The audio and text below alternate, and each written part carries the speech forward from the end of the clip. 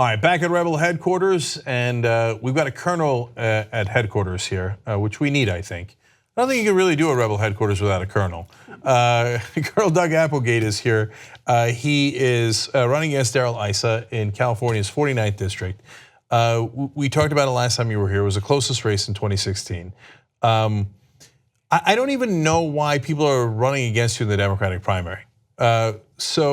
But honestly, like I'm not saying they shouldn't. I believe in primaries, of course, and I think that if they're just naturally running and they think, well, I think I got a good shot, I'll go for it. Bless their hearts, right?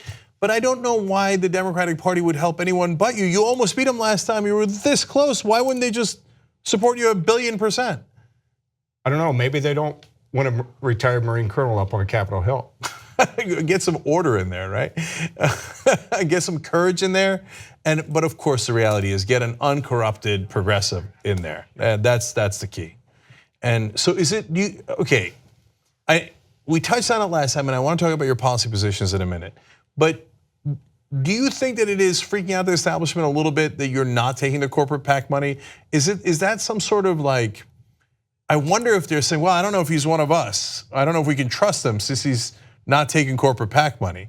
I genuinely don't know. I'm asking you. Do you think that might be an issue, or why wouldn't they back you 100%?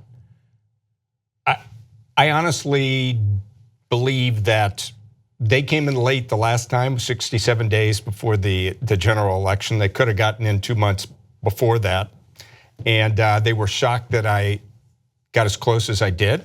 And this time around, I think everybody wants a little bit more of a establishment corporate Wall Street Democrat, which has been the downfall of the Democrats for the last 4 decades. Yeah, look, I know that I'm obsessed with it. This is the second time we're talking about it. But the reason is because it proves the lie that they care about a person who could win. They say, oh, we're just trying to be pragmatic.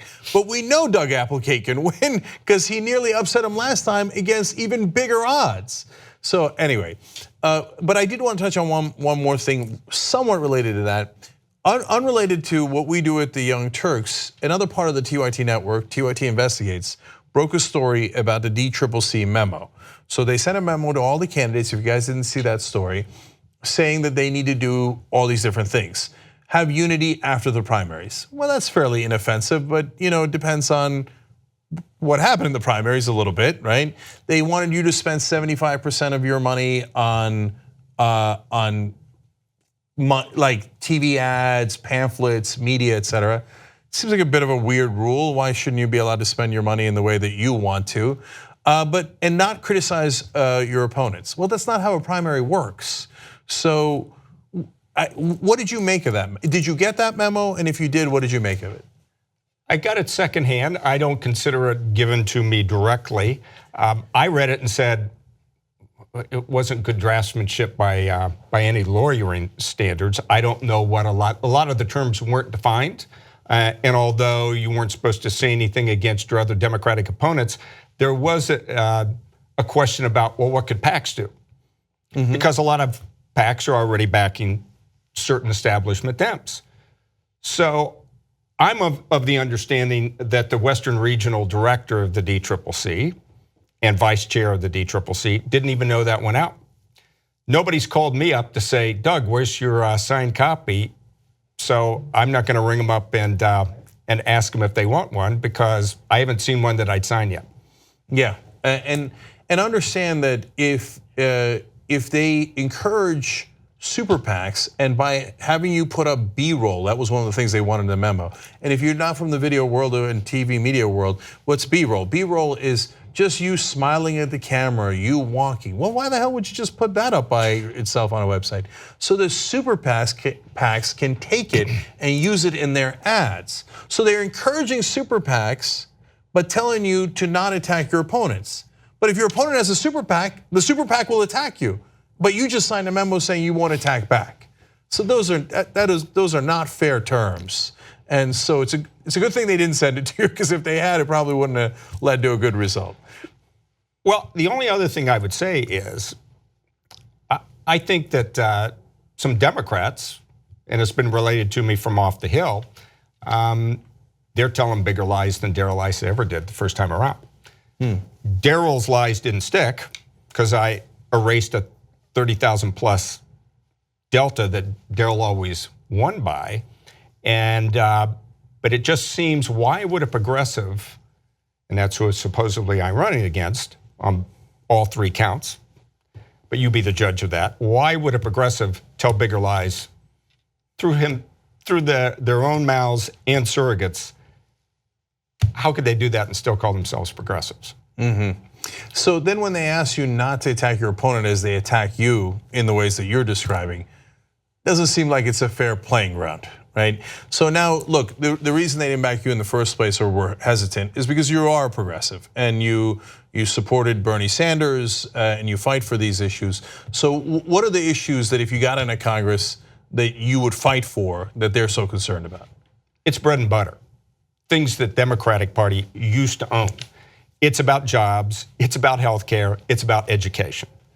And why they've lost their way, well, I think you follow the money about that. But one of the reasons that I question that is, how on earth could you find a way to lose the easiest presidential election in history to win, and then be completely powerless to stop the most maniacal conservative GOP tax plan? Everything that comes out of this administration is beyond the pale. And Democrats apparently are helpless. They haven't stopped anything. Well, so that goes to a point that we were just talking to Congressman Ro Khanna about, and that I got so frustrated about yesterday, because there was supposed to be a budget showdown where the Democrats, at a bare minimum, asked for the DREAM Act in order to pass the budget, because it's a rare situation where they have leverage, because they need Democratic votes to pass the budget. And Pelosi and Schumer laid down and said, we're not going to fight for it. So I wonder if they're concerned if guys like you come in, that you will fight for it, and they won't get to keep laying down the Republicans. I'm being serious. I think that their donors don't want to upset the markets, so they don't want those kind of showdowns. But then we never get anything. We never get any progressive priorities. So in a budget showdown like that, if you were in Congress today, if you had, instead of barely losing, you had barely won to Issa and you're in, what would you do? They would have to deliver a DREAM Act with a pathway to citizenship, and automatically give, if somebody joins the military, the new DREAM Act should allow people to get citizenship right away. And we've got to start delivering on jobs, on promises to people of color. And it's been all of my life where it's been a carrot on a stick. I've seen it. And the other thing is, there are ways that you could make sure that police officers act constitutionally.